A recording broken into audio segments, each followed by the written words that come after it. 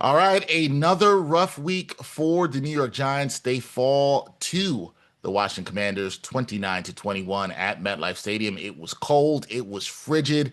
Some Giants fans were out there. One Giants fan we're going to talk to about this, she was not out there. She decided to stay warm and watch this from home. The Giants, who are now 2-12 on the season. And joining me to talk about the Giants is that fan who decided to stay at home and watch, but always plugged in.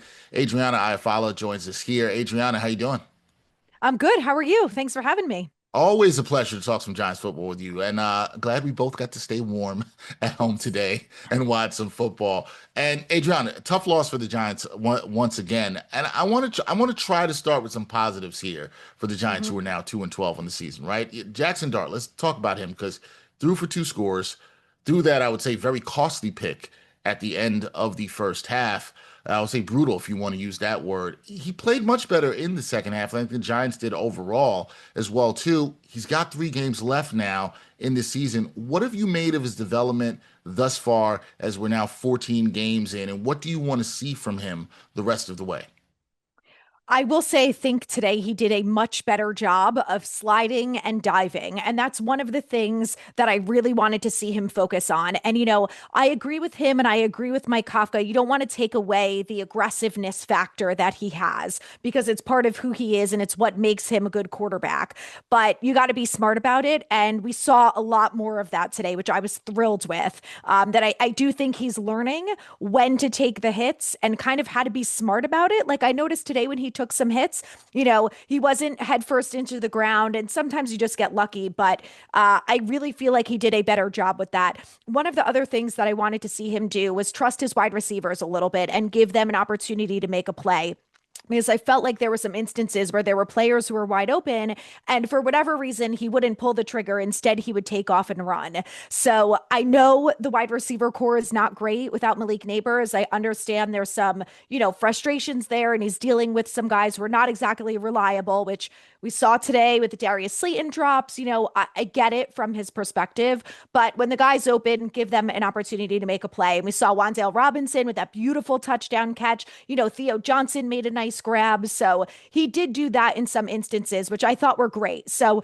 I think he's done a nice job of improving. I think there are still things he needs to improve upon, but I do think it's important that he continues to play. And I really believe that with better coaching, we're going to see a much better Jackson Dart next Yeah. year. But I've been happy with what I've seen. I do think that he is learning and improving faster than the rate that I expected him to.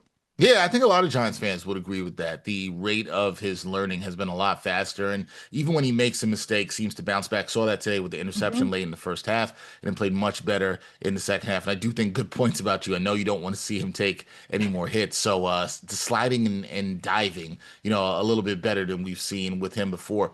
I also want to talk to you about Abdul Carter because Oh, there was talk this week. Okay, so you're ready. You're ready to I'm talk ready. about Abdul Carter.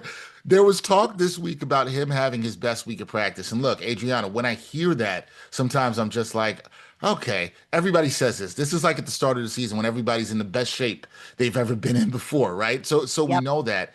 I think when we look at Abdul Carter, I think most of us, media content creators will say, hey, it's fair to say he had at the least a rough rookie season with everything that's gone on around him. But today, 7 tackles, 5 solo. He also had a sack. 3 of those tackles were for loss. He got the QB hit and recovered a fumble.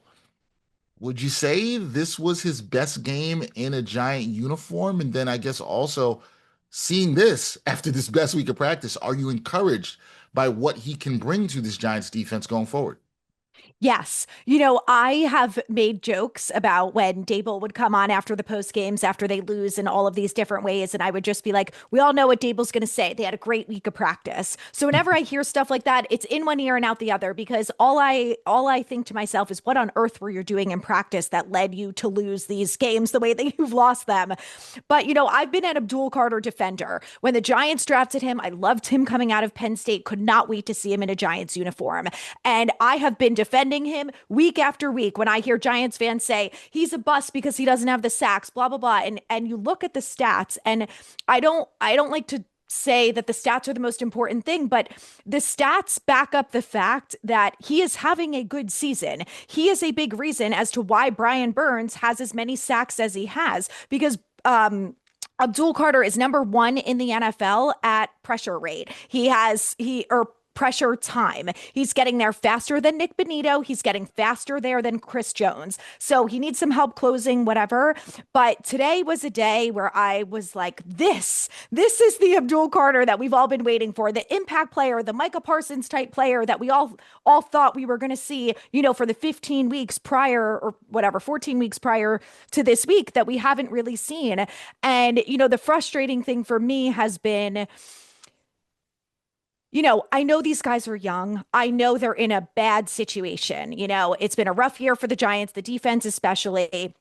But the second Kayvon got injured, I said, this is an opportunity for Abdul Carter. I know you're not getting the starting snaps every week. It's very obvious this defensive scheme does not have a good plan for Abdul Carter. You hear guys like Carl Banks talk about it week in and week out.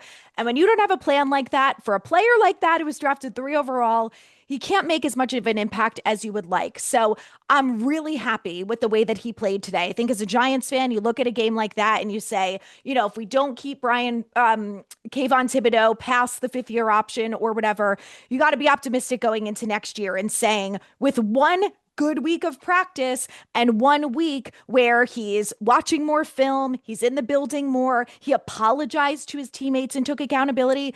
Look, these guys are young and sometimes they have to learn the hard way. And unfortunately, it took him twice, but I think when you see the production on the field, it gives you confidence. So I think for someone like Carter too, it's also a confidence booster saying, wow, the effort that I put in this week, look at what I was able to do on the field. And even though it didn't result in a win, it's a great opportunity for him and the players around him to say, I can trust and believe in this guy because he's a good football player and he just has to put the work in. And look what he was able to do in 1 week. I'd be inclined to agree. It can not only just help him, like you said, it can also help the team believe in him, and he sees the process of what happened this week, and hopefully he can turn things around. I think the frustrating thing with Carter, right, and you kind of mentioned it there, Adriana, is early in the season you saw the process of him getting there, getting close to the quarterback, and not just being able to finish. And I just thought if he stuck with it, it would come in. Today I know it's 1 week. I don't want to go too crazy, but we are seeing some results, and so that does bode well. But let's go to the game here because the Giants did not win the game. They lost for the 12th time this season. They fall to the Commanders, as I mentioned, 29-21. Uh, they also had a chance to be on the right side of a fourth quarter comeback, which I know you've probably been waiting to see this year. But when you look at this game, a lot of times we've talked about the defense, and you and I have talked about that this season. Do Mhm. you hang this loss on the defense? I know there was also a special teams miscue in this one, or is it the offense who had a slow start? Who's to blame for this loss here to the Commanders in this week where they lost and fell for the 12th time this season? I think a lot of the time when it comes to the Giants, it's a lack of complementary football.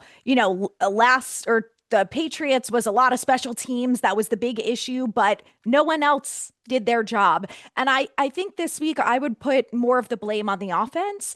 This is a Commanders team that gave up 31 points to JJ McCarthy and the Vikings, who JJ McCarthy was having the worst year of a quarterback in years. So, for them to go in there and put up 31 points against this Commanders team and hold them to 0 points. And then our defense gives up 29, which obviously was part of the problem. But I just really thought the offense was going to be more productive. The Commanders have one of the worst passing defenses in the NFL. And when I talked about what the Giants should do, open up the pass game. I mean, they did a good job of running the ball with Tyrone Tracy, which is great. But, Isaiah Hodgins didn't have his first target until the middle or the end of the fourth quarter. Daniel Bellinger is productive the second he got the ball in his hands, which again was towards the end of the game. I felt like Wan'Dale Robinson did not have nearly enough targets. Jalen Hyatt, I just, you know, like there's better opportunities there. So I didn't love the game plan from the offensive side of the ball. I think Dart was 20 for 35. So you've got receivers who I felt like there were miscommunications. I felt like, a couple of the throws to Wan'Dale towards the end of the game, either he was in the wrong place or Dart was throwing the ball in the wrong spot. So I expected more from this offense. When Jermaine Illuminor is getting penalties, I really felt like the offense should have been the dominant side of the ball this week, and I was disappointed that they weren't. Yeah, no, I think that's fair. We will see if the offense can improve, if the defense can also improve. There are three more games left in the season for the New York Giants. I know it's been a long and rough season, Yes. Adriana, and I know you're ready to get on to the next phase, which is what's the head coaching search going to be, the draft. Unfortunately, we have to talk about that already in December, but the Giants lose to the Commanders here 29-21. That is Adriana Iafala. Check her out, also known to everybody as New York Giants fangirl. Check out the great work she does with the YouTube channel and everything else there. Adriana, always a pleasure. And we will talk, hopefully, happier times coming soon for us to talk about some Giants football. But I appreciate you. Hopefully soon. Thank you so much. Anytime.